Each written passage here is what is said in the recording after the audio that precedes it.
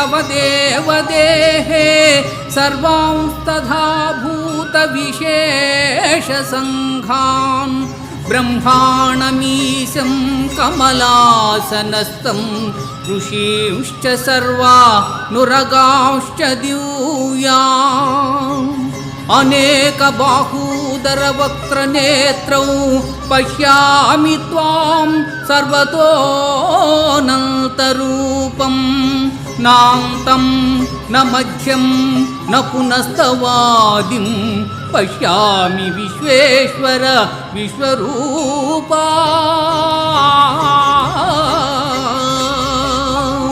दंश्राकरालानि च ते मुखानि दृष्ट्वैव कालानलसन्निभानि दिशो न जाने न लभे च शर्मा प्रसीद देवेश